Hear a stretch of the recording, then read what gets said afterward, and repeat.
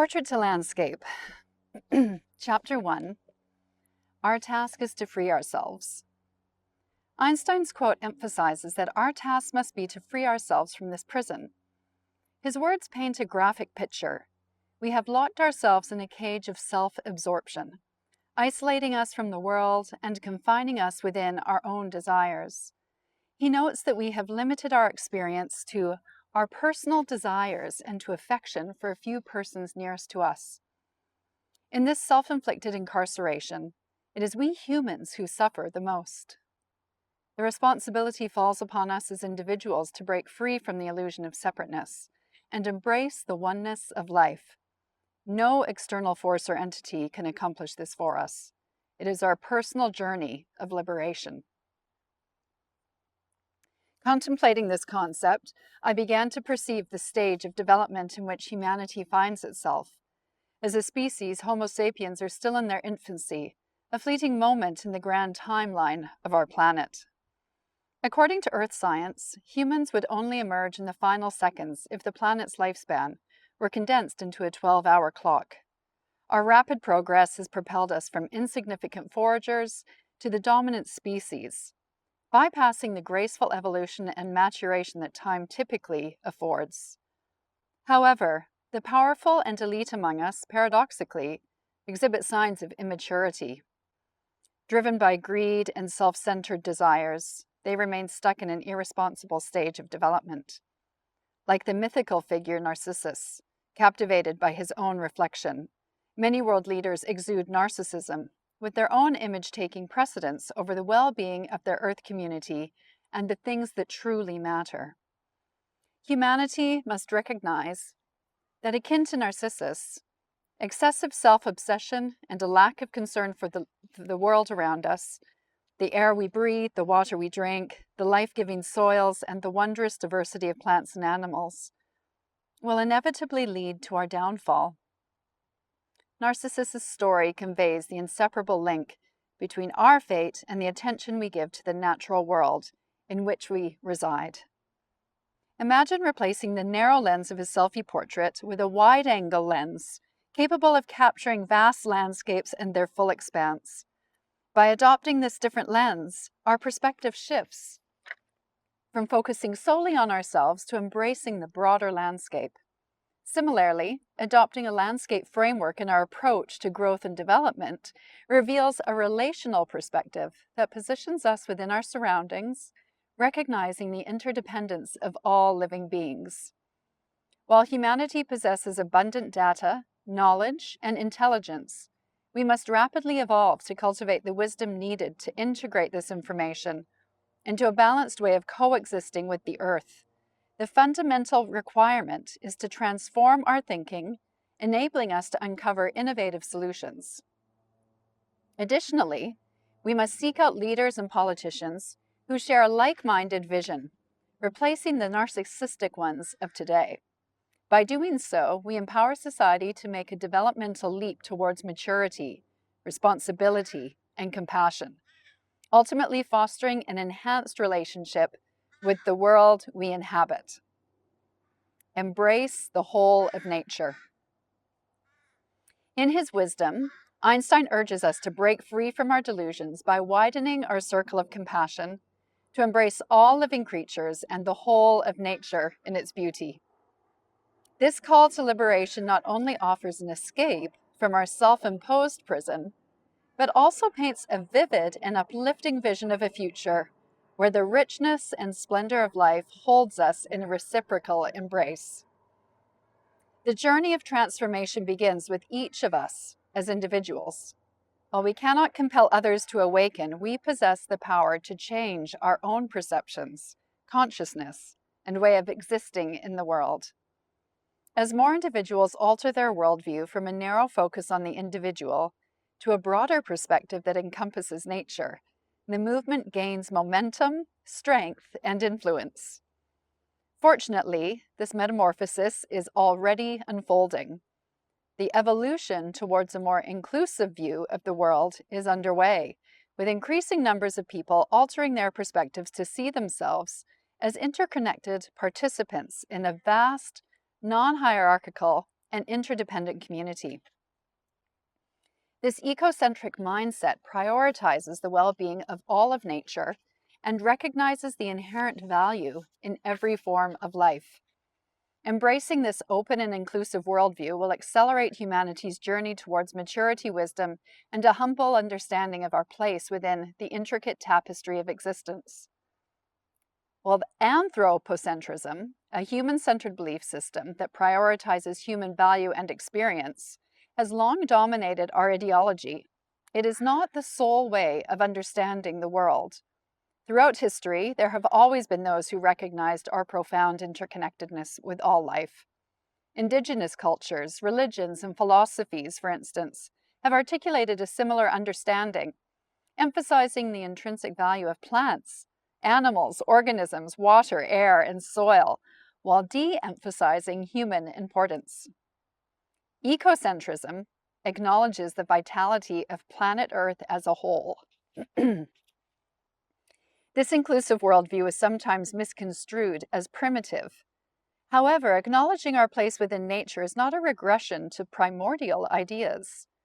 Biologist and regenerative systems scholar Daniel Christian Wall explains, rather, it is a way of knowing that can be regarded as a dialectical synthesis of the long evolution from the primordial, undifferentiated consciousness and the enchanted world of early humans, where everything was sacred and alive, onto the dualistic alienation between self and world, mind and body, humanity and nature, to then arrive at a participatory worldview that embraces the paradox of being at one and the same time seemingly separate from and fundamentally interconnected with nature. Embracing this participatory worldview may present challenges, but it offers a much richer and more profound understanding than a simplistic us versus it dichotomy. We can view an ecocentric perspective as a synthesis of our deep union with nature and our modern dualistic view. Both ideas can coexist as we simultaneously accept and embrace our oneness and individuality. Richard Tarnas, in his book, The Passion of the Western Mind, Understanding the Ideas That Have Shaped Our Worldview, elucidates the paradox further. In this view, the essential reality of nature is not separate, self-contained, and complete in itself, so that the human mind can examine it objectively and register it from without. Rather, nature's unfolding truth emerges only with the active participation of the human mind. Nature's reality is not merely phenomenal, nor independent and objective. Rather, it comes into being through the very act of human cognition. Nature becomes intelligible to itself through the human mind. In this perspective, nature pervades everything, and the human mind in all its fullness is itself an expression of nature's essential being. One of the most remarkable aspects of the human mind is that it brings forth a perceiving consciousness to nature.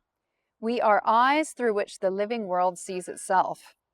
We have the capacity to observe and comprehend nature in a truly unique way. Embracing this paradox is vital for a transformative change in consciousness. What a marvelous privilege and joy it is for us as humans. Yet this privilege must not be underestimated or squandered. It comes with great responsibility. The land ethic.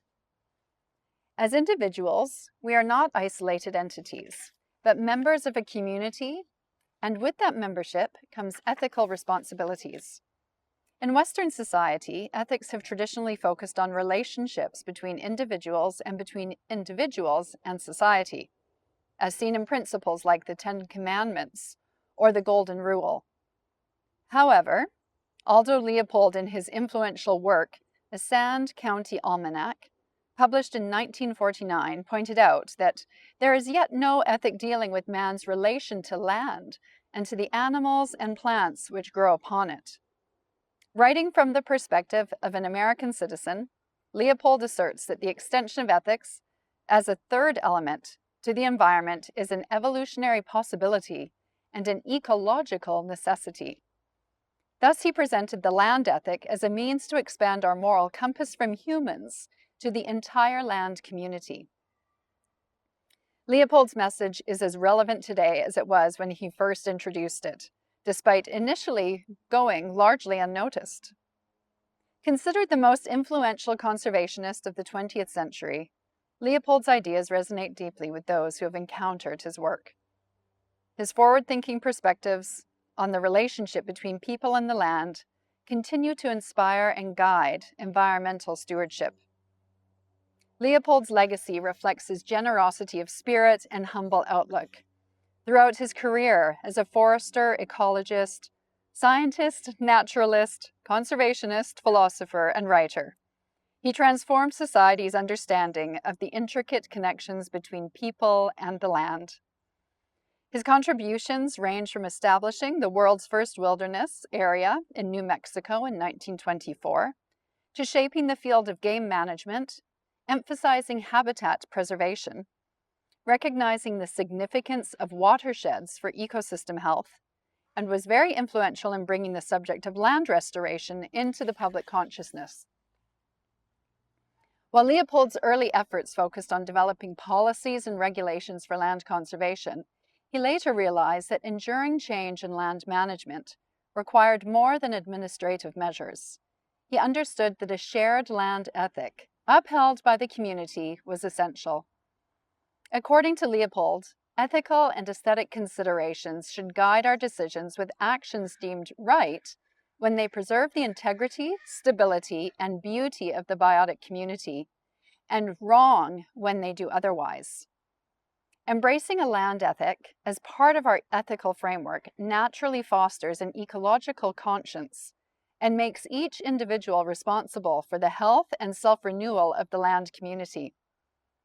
With this revelation, Leopold dedicated himself to spreading his ideas far and wide. He engaged with diverse audiences, including landowners, farmers, hunters, students, business people, and government officials, to communicate the importance of a land ethic. He also spent considerable time committing his ideas to paper, culminating in what many consider his greatest achievement, the development of the land ethic.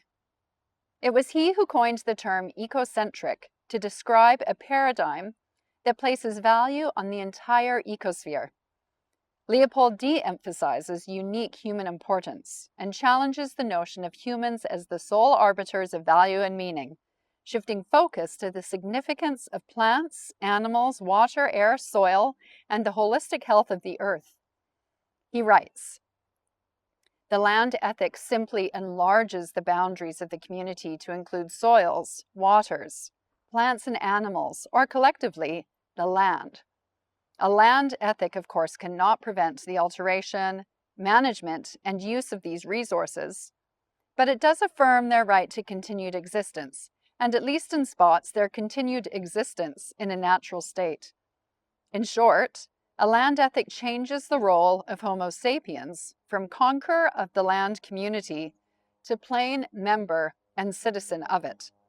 It implies respect for his fellow members and also respect for the community as such." Leopold's land ethic explains the necessity of rising ecological consciousness. It provides humanity with a roadmap of how to move from separation to integration, from individual to community, and in Einstein's words, to free ourselves from this prison by widening our circle of compassion to embrace all living creatures and the whole of nature in its beauty. Since Leopold's time, significant changes have occurred, and the extent of global land exploitation and degradation would likely shock him. The prevailing reductionist approach to economic development and growth has contributed to these challenges. Nevertheless, Leopold would recognize that altering the current system necessitates a shift in our thinking, perception, and understanding. The inherited visual impairment of society must be unlearned and rectified to attain a clearer vision of the world around us. External change is contingent upon internal transformation, as our thoughts and beliefs shape our actions. Embarking on the journey towards a sustainable future demands embracing the entirety of nature's magnificence.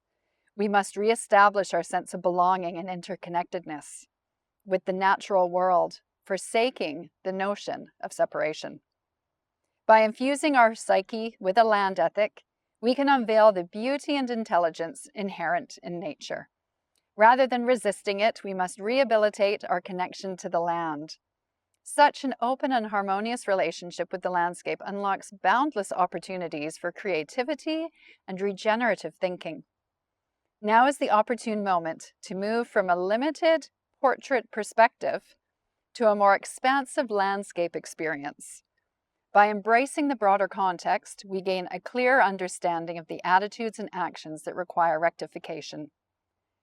Change is only possible as a reaction to the current state of things.